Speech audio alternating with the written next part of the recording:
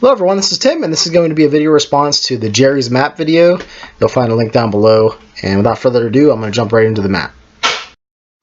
This is a first generation map.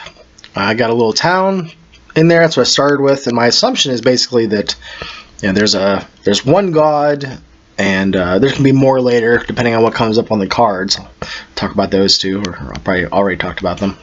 But in this first generation map, you see the town and a forest. Okay, this is a scan that I had done just to kind of show you some of the things that I've included.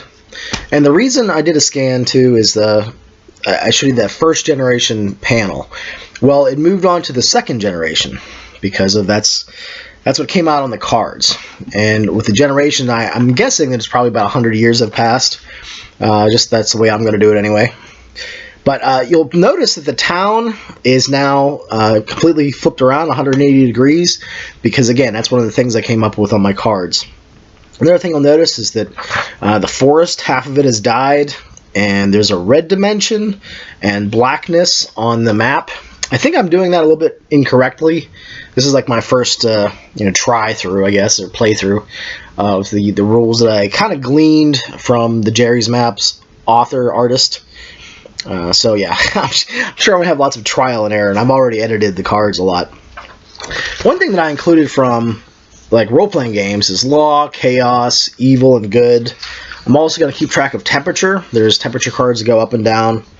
And also, one of the cards that came up was magical storms. There's hills in there, plains, desert. The town expanded. And there's two walls. The first wall was the black Ness defense wall, and the one with just the straight lines is the red dimension wall. So there are two walls there that are beneficial, but if you notice that blackness is sort of below that wall, so it is going to expand into the town anyway, unless I pull another card that says, new defense wall. So what's kind of crazy is as you're looking at this map here, I'm getting sort of anxious about these little fake people, like that those blacknesses, the blackness and the red dimension are just going to keep expanding. At least that's how I'm doing it originally, that every card draw they're going to expand a little bit. I might do that a little bit different. Maybe they only expand if there's an expand, red dimension or expand blackness card. I'm not sure yet. Again, this is sort of trial and error, and it's kind of cool to go back and edit the cards afterwards. But yeah, we'll move on to the next slide here. Okay, this is another scan that I did, just showing some more additions from the last slide. You can see some glaciers coming up from the south there, and it was cool to see how this thing rotate and flip. Another thing too is the red dimension at the top there and the black Ness are spreading and looking dangerous. I forgot to mention there's a canal that got put in, and it actually flooded. So it's starting to flood some of the town out. There's a giant temple. It's sort of like the rectangle with the X in the center and the circles. And yeah, there's just kinds of things going on. Like there's a plague that's going to last a generation. I mentioned the magical storms last time. The temperature has gone down. Technology has gone up, and the population has gone down. So these are just little things that I keep track of and make little notes. I also noticed too that I was going to do squares so that I could keep spinning them, rotate 90, 180, or 270. And I was cutting the edge off, and this is just a standard 8.5 by 11 sheet paper. But by not cutting the edge off, I realized that I could just write all the notes in there. So I think I'm going to try to use that technique and just fold that up, basically. So that you don't see all that stuff, and because I really don't want to write on the backs of them, because I think that would kind of bleed through. Okay, here is the current state of my first little playthrough here on this first map. Like I said, they have a plague, temperature up and down, population has now leveled out a little bit. And the blackness and red dimension are spreading like crazy. And this is the point where I'm starting to see that having them spread every single card is probably too intense. Or maybe I have too many new red dimension cards or new blackness cards in there. But yeah, it's really cool. Like I said, it produces anxiety. I'm worried about that little town there. What else is there? Is there anything new on here? I think that's pretty much it. Oh, the law is +3. That's the only thing I just didn't mention in the last one. I just wanted to briefly show this. With each card pull, I'm writing down everything that happened in the map itself, if the red dimension expanded, if the black dimension expanded. And this is something I recommend doing if you're going to try this technique, just because it has a history, and you can kind of see like what happened, why it happened, you know, what changed, what didn't, what generation it's on now, things like that. You can see his very structured way of making a random map. He uses a combination of cards and his own input to make this world that has various iterations of itself. And what I mean by that is it's basically made in sections, and I don't think they're 8.5 by 11, but they're close.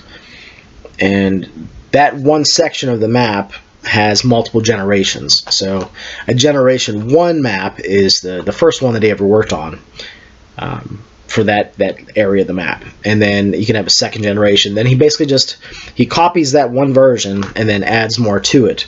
And I know he has various stacks and piles, and the stacks are from like left to right, I believe, or up to down.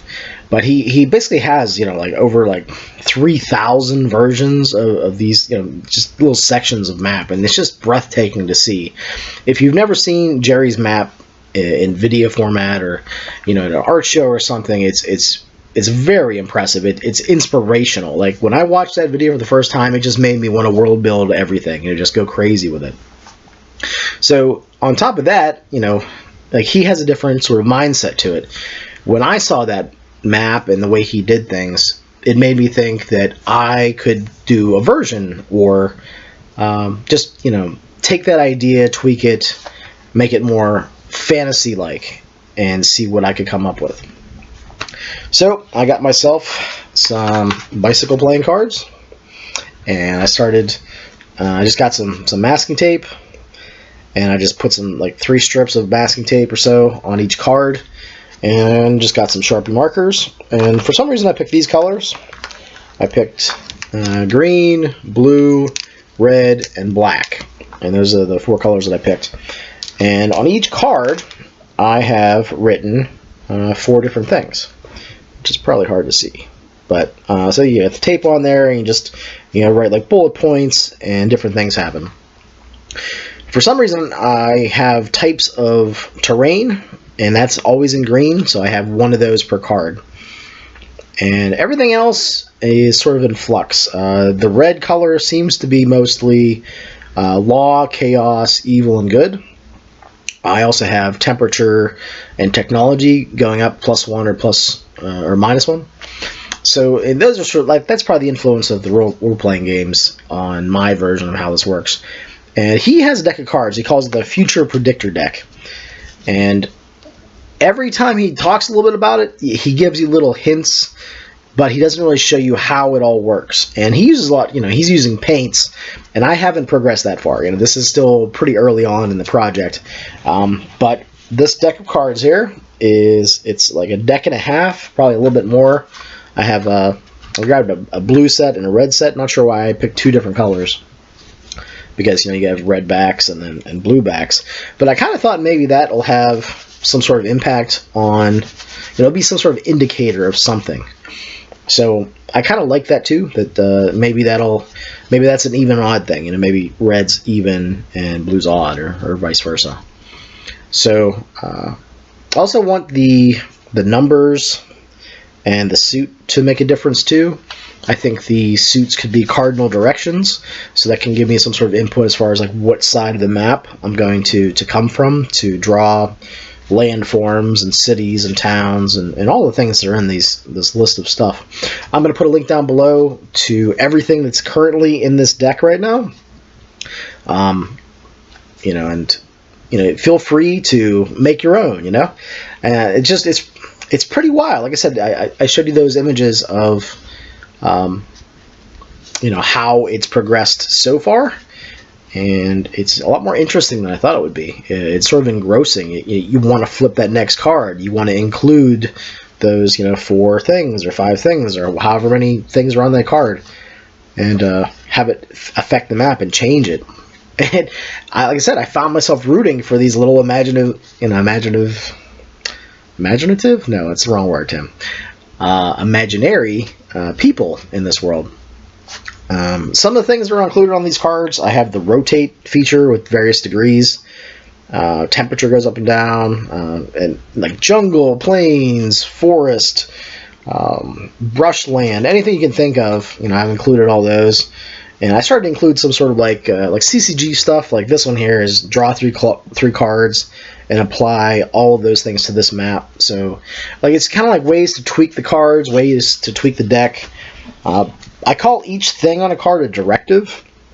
I don't know if I got that from Jerry or not. I think I might have just come up with that word. But I don't know why I crammed 4 things on each card. I think Jerry does too, but he uses colors. So like you'll see his cards have lots of like paint on them, and I think the colors mean something to him. But again, this is me trying to figure out how he does it, and then this is also how I'm going to do it. It's just trial and error, see what happens.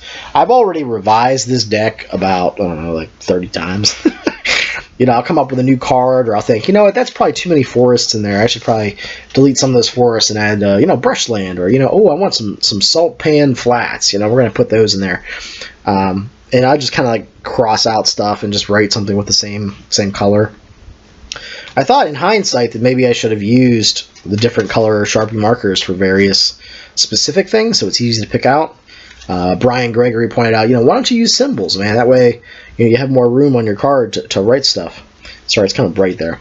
But yeah, some cards are just crammed with information, and other ones not so much. It just depends on how concise I could be.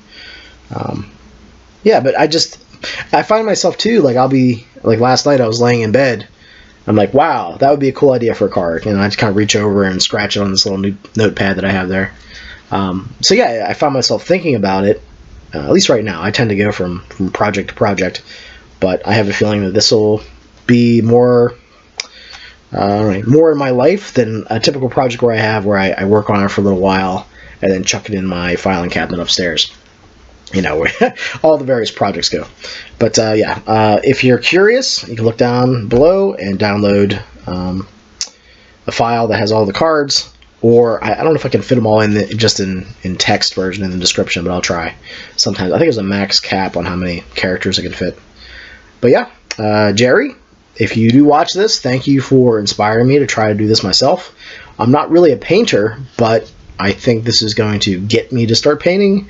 And I'm also a little bit afraid of color, and you are all about color. So I have a feeling that like this is going to get me over that phobia, as an artist. I've always felt like I've messed things up with color, and this is going to be, sort of me challenging myself to use color, and I'm going to try to use collage. I have a lot of National Geographic magazines that I buy whenever I find them, and I think those would be excellent for, adding collage work to various sections of the map. You showed like an image of like adding a bunch of arms and legs and on a big pile, kind of like a mountainside, and that is just kind of like cool / creepy, and I wanted to do something like that. So thank you, Jerry. And like I said, links to his channel and videos are all down below. Yeah, just go down there in the dungeon, check everything out. And thank you for watching.